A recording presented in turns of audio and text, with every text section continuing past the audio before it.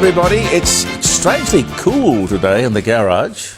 One of the lovely things about Adelaide is that you definitely get a change of season almost to the day. This is autumn weather.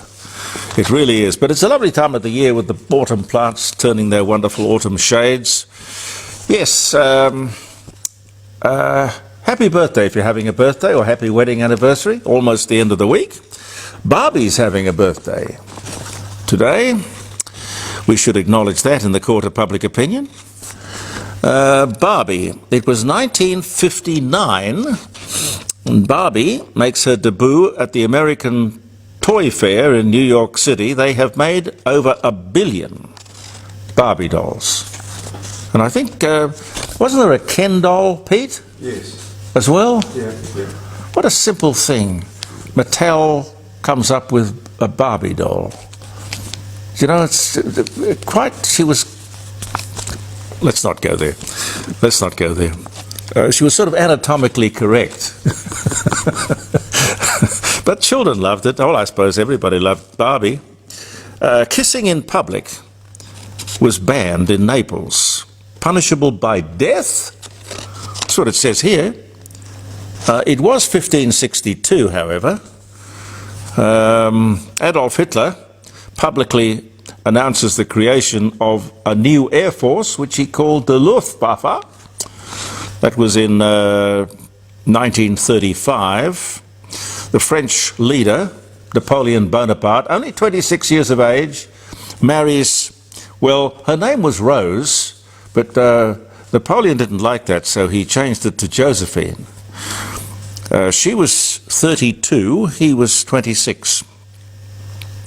Italy announces that it is locking down the entire country due to a spike in COVID-19 cases, with 10,040 cases and 860 deaths. The Great Blizzard, now they couldn't have blamed climate change or anything else on that. The Great Blizzard of 1891, it begins in England and lasts until March the 13th. It kills 200 people and 6,000 animals. 1891. Yuri Gagarin, Russian cosmonaut, first man into space. He was born 1934, and Yuri Gagarin has survived all of that, and he was killed in a light plane crash. Not subject to the space program at all. The Beatles begin their first tour, supporting Tommy Rowe and Chris Montez in Britain on this day in 1963. Actress Audrey Hepburn is appointed a UNICEF Special Ambassador. 1988. Menachem Begin, the 6th Prime Minister of Israel. He dies 1992 at the age of 85. 2021, Queen Elizabeth II publicly expresses concern after Harry and Meghan do their interview on American television, saying allegations, including those of racism, will be dealt with privately. Oh, one more. Happy birthday to the Ford Mustang. 1964, the first one is produced. This one down here. Can we get a picture of that, Pete? Yes, we will. We'll try. When we sort of get off the reservation, we're sort of slaves to the technology. But I think we can pull that off. This one was made in 1965, a year after the first one made its debut. It's a restored Mustang, hardtop, but lovely, absolutely beautiful. International Women's Day yesterday. By the way, do we have an International Men's Day? Pete, have you ever heard of that? I haven't heard of one, no. No, I haven't either. No, I don't think there is an International Men's Day. We have a Minister for Women's Affairs. I know that. That's Katie Gallagher. I don't think there is a Minister for Men's Affairs. Be most appropriate, of course, in Canberra, I would imagine. That would be discrimination, wouldn't it? Well, of course it would be. You've got, when you look at the list here, you've got a Minister for Aboriginal Affairs, but we don't have a Minister for White Affairs. It's a very strange thing how in the pursuit of fairness and equality and equity, we can be so blatantly prejudiced and one-sided. And then, of course, think of it as a virtue. Let me blow the bags of South Australia here for 1 second. We are very proud of the state of South Australia, and particularly when we beat the Victorians and everyone else around the entire nation. The country's best hot cross buns, vanilla slices and sausage rolls were all awarded dozens of different categories. The Baking Association of Australia held its annual Victorian Baking Show over the weekend, this one just gone by, crowned the winners in numerous categories, all sorts of breads and pastries and sweets. A panel of judges sampled, golly, 590 baked goods from 143 Aussie bakeries all over the whole country. And I have with great pride to tell you that South Australian entrant Banana Boogie in Belair, I hope you guys will forgive me, but congratulations. I've never heard of Banana Boogie in Belair. It says here it's in South Australia's southeastern foothills. It's taken out the title of the best hot cross bun in the country. The best hot cross bun. The bakery scored first and second place for its traditional hot cross buns, filled with fruit. I know it's strange, they start selling hot cross buns in Adelaide, probably all over Australia, somewhere around about Boxing Day. Very, very strange. Interest rates, you would know by now, are up 0.25%. As predicted and as widely expected. That's the 10th increase. The Reserve Bank, while doing an unpopular job, is nevertheless doing its job. It is. It's fighting inflation, which is the number one enemy. And if you don't believe me, just think Zimbabwe. Inflation must be kept under control. Well, we've got to get it under control, then keep it under control. And we've also got to keep spending under control and government spending under control. But if you think 3.6% interest is a lot, have some sympathy for those of us who survived the Keating era and interest rates of 22%. Also, just sort of confirming that we learn, the one thing we learn from history is that we learn nothing from history. The last time interest rates were 3.6%, it was back in 2012. Julia Gillard was the Prime Minister.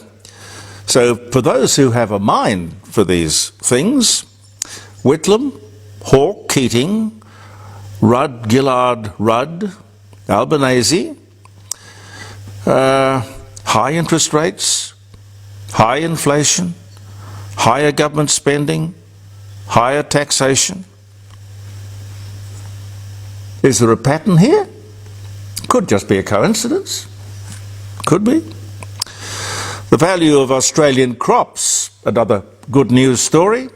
Australian crops reached $90 billion in value. $90 billion. Grain growers are earning $665,000 a year on average. Cattle raisers about $400,000 a year. Farmers are having a good time, ladies and gentlemen, by and large, but they deserve it because they work hard, very hard. I had a great weekend last weekend, just gone by. I'm the very proud patron of the All British Day, which is held up at the Oval at Echunga, which is a beautiful little town in the Adelaide Hills. A record number of British cars. There were some modern ones, some veterans, some vintage and some classic cars, all of them pampered beautifully restored and looked after, treasured quite clearly. It was a little bit damp, but it was All British Day, and I suppose that's something that's kind of synonymous with Britain, isn't it? Being a little bit damp. It's going to be an even bigger show next year. They hope to have a world record number of cars. I think up there on Sunday there was about 180 or 200. They're going for a larger number next year. And also it is next year the 100th anniversary of MG. Up there on Sunday there were plenty of MGs, but I imagine there's going to be a bigger rollout next year. Very important year for MG. I don't know who makes them now. They're certainly not the sports cars. I think they're made in China. Made in China. They are made in China, yeah. Yeah, never driven in one, but there's a can we take a picture of it? The TF, yes. The TF. That's down there. Pete, what do you reckon is the most popular karaoke song? The Gambler. No. No, not The Gambler. But that's a good song. Yeah. Who did The Gambler? Kenny Rogers. Kenny Rogers, yes. Kenny Rogers. You can take a picture of Kenny over there. Okay. We had him in the studio. He didn't bring his guitar or anything. He was a great guest. No, the answer is Frank Sinatra. My Way. Frank Sinatra's My Way. Okay. It was Paul Anka who wrote the English words. He didn't write the song, but he wrote the English words. But it was a French song originally. Speaking of French songs, did you ever hear Lucille Starr singing the French song? Pete, you know it? No, I don't. It is just absolutely beautiful. In fact, if we were on radio right now, I'd play it for you. It's one of the prettiest songs ever. Lucille Starr sings it in French, Canadian French, and her backing group is the Canadian Sweethearts. I think they had a couple of hits, but the French song was just lovely, just beautiful. Lucille Starr, the French song. Quand le soleil dit bonjour au monde, something or other. Pretty, pretty, pretty, pretty. A little bit of mail here. Ken says, Jeremy, your story about the Winnebago, you know, I was telling you about the Darwin Awards and the Winnebago, you've got to, take yourself out of the human gene pool through your own stupidity before you breed, and you can enter the Darwin Awards and maybe win. And the guy who drove the Winnebago over the cliff won one particular year. Anyway, Ken says, the story might be right. Of course it's right. Would I lie to you? No, it's right. Because Ken says, when you rent or buy a Winnebago, the handbook tells you, and there is a note, in fact, in front of the driver, which says, do not leave the driver's seat while the vehicle is in motion. Well, yes, it's a pretty sad thing, isn't it, when you have to write that down. Oh dear. The Darwin Awards, you should look them up. They're fascinating. Fascinating. A scary story published in the Sydney Morning Herald predicts that Australia will be invaded and involved in a war with China as soon as 2026. The prediction is based on the fact that China will invade Taiwan and will get dragged into a full-on war because of our alliance with America, allowing the Chinese to legitimately attack and invade mainland Australia. Now, if that was to happen, well, you could say we're in the war because of our alliance. I might argue that we would be saved because of that alliance.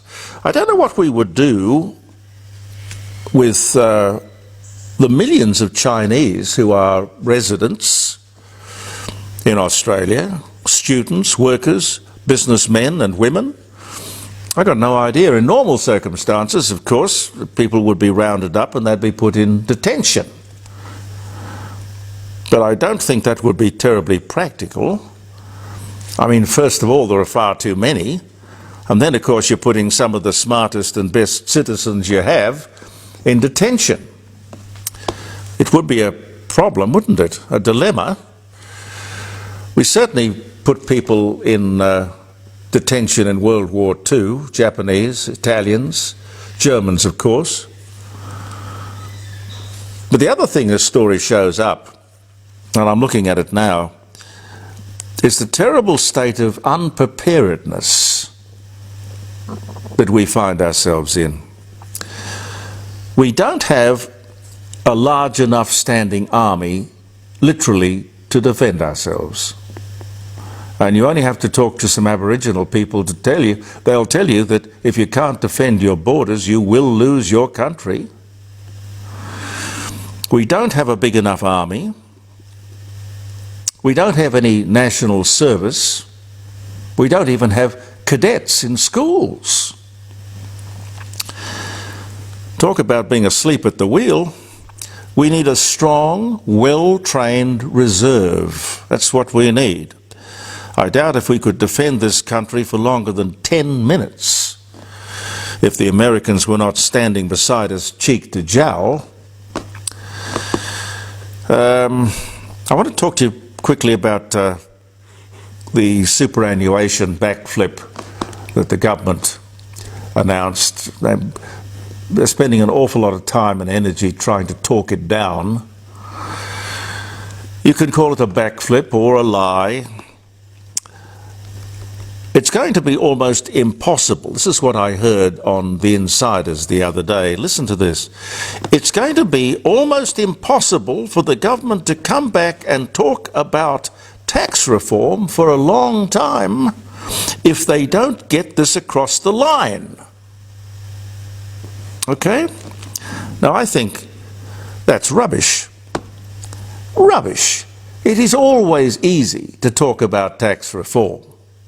Always. As long as you are truly reforming it and not getting caught with your hand in the cookie jar, just simply increasing taxes and adding to the tax burden is not reform.